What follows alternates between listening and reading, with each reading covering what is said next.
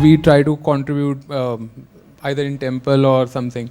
So at times we see like people distributing prasad or some money, but I also go to temple at times. But like I have seen people who gave food or blankets, the person who are receiving, they in turn sell it to someone. And I just asked someone like, it's a cold shiver, you are shivering, but why are you selling it? So the lady said, Allah kamaye, Allah de to hum kyun kamaye. So that is such a pathetic reason. I felt like the person who is given charity is making even worse situation. Like they are not even now doing it on their own. So at that time I felt really pathetic, like one person helping to the society and another person is taking that help in a wrong way and using it for something like drugs or something. So in a way, whole of the like Cash 69 situation. That's that we'll call it obscene emotion kind of a thing. Yeah. Okay. Good. Yes. I've served in Indian Army around 6 years. So I was operating somewhere in counter-insurgency operations and all. So it happened that we went for one of the operations where there was a one-day walk. So once the operation started, so there was a casualty when they said he got a bullet.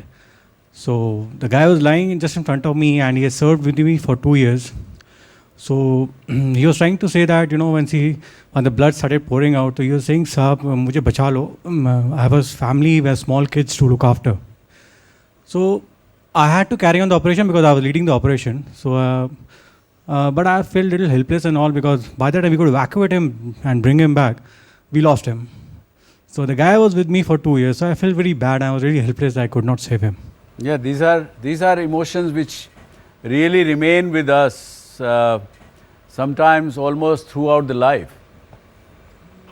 So moving on and keeping these, in a way wonderful emotions, on the other hand sad experiences really make us feel to do some things better, to do something, and that is the moral value. So these emotions, which I am glad to hear from different people, different kind of emotional experiences, does establish that there is a very good connectivity between the moral values, human virtues with the emotions.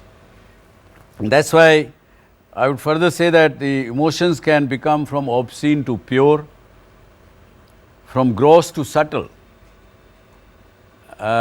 because what you felt that moment, slowly that gross sensation, gross emotion, that moment that you felt helpless, at that time it must be very intense.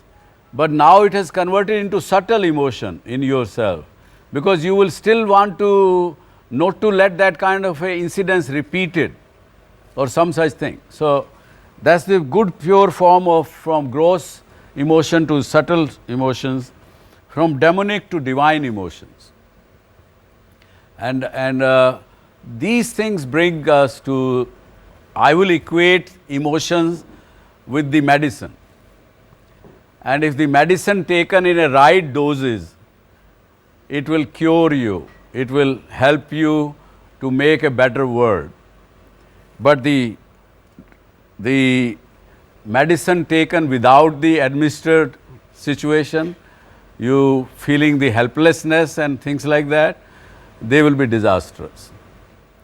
So we do have to convert the helplessness into the measured, administered emotions, is what my conclusion would be on the emotional side of it. Sir, most of the people that have been sharing experiences have been about the among humans.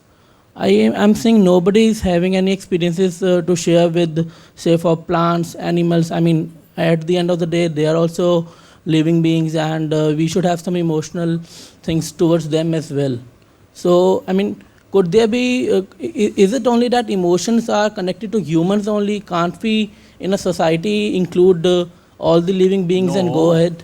I told you earlier itself that the varied emotions from preferential to universal is nothing but, what I am suggesting is it has to be universal. The moment we say universal, we have to feel the same way, not only for human, for all the universe. The good emotion is the universal emotion, not the preferential emotion. What you are talking is, many times we prefer to express our emotion from human to human. And that is what the moral value is. The human value or human virtue is to convert that preferential emotion into universal emotion. Considering the emotions which have been shared by the friends, I am having one question that sometimes the situations leaves us in a dilemma that what to do and what not to do. So in that situation, what should be done and how the action should be taken? No, you have to have clarity of thoughts. Because you see, it is not administered emotion that moment. The moment you have confusion, okay, what should I do, what should I not do, that leads us to further chaos, further bad things. And इसी के लिए हम discussion कर रहे हैं to understand the human composition, our minds, the way it reacts, the way it thinks, and how do we should react. So, इसी की कड़ी में मैं आपके जवाब शायद इसमें मिल जाए. हमने पीछे बात की, आपको briefly मैंने टच किया, that wisdom is what will make our emotions much more meaningful and remove all kind of confusions.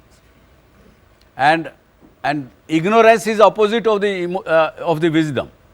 And where is the ignorance coming from? The lack of information, lack of understanding, and lack of experiences. This is where that leads into ignorance. And ignorance is anti-wisdom. एक Prince किसी अच्छे साधु महात्मा के पास जाता है, उसके पास प्रणाम करने गया है, उससे कुछ शिक्षा लेने के लिए गया है, कुछ समझने के लिए गया है. तो वो उससे पूछता है कि महात्मा, आप मुझे बताइए कि परमात्मा क्या है, गॉड क्या है, एंड वेयर इज लाइफ और व्हाट इज लाइफ. तो साधु उससे पूछता है कि भाई तुम कौन हो, मुझे ये तो बताओ ज़रा पहले, तुम कौन हो. बोले सर मेरा नाम गजपति है, मैं गजपति हूँ. उसने कहा कि भैया I appreciate that is your name, but tell me who you are. ये तो आपने अपना नाम बताया, बट हु यू आर. तो उसका जवाब वो देता है, सर मैं प्रिंस हूँ, एक राजकुमार हूँ. और वो जवाब सुनने के बाद वो कहता है that is your status, who you are. अब उसको समझ में आया प्रिंस को कि यार ये किधर बता रहा है, पर साधु है, बड़ा ज्ञानी है, जानकार है. तो उसने कहा सर मैं शायद एक ह्यूमन बीइंग हूँ. उसने सोचा कि महात्मा ये सोच रहे हैं कि मैं अहंकार में हूँ, कि मेरा नाम ये है, मैं प्रिंस हूँ, वो हूँ. उसने कहा सर मैं ह्यूमन बीइंग हूँ. तो वो कहता है कि yes you are a human and not a bird, not a beast, but that is the species which you belong to. You are a species which you belong to. You have not yet told me who you are.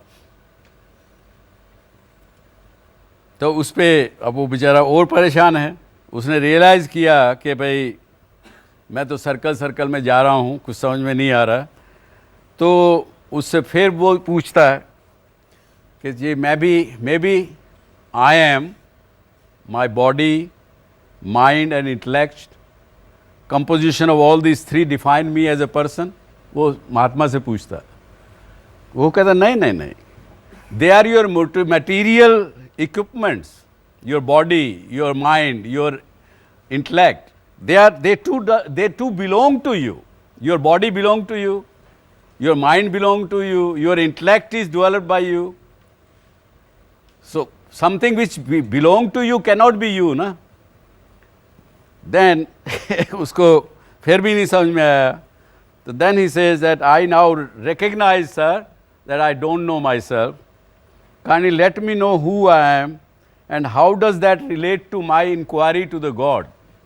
पूछा तो मैंने आपसे ये था कि परमात्मा कौन है, आपने मेरे को ही कंफ्यूज कर दिया. So then he is answering, dear prince, you are the supreme self, the divine core of your person. The body, mind and intellect are mere vestures enveloping yourself. The self is known, different belief may be knowing different thing. Some belief says that it is Atman in Sanskrit, God in English, Allah in Urdu or something or the other. You will have to find it yourself within through your own introspection, through study, through reflection.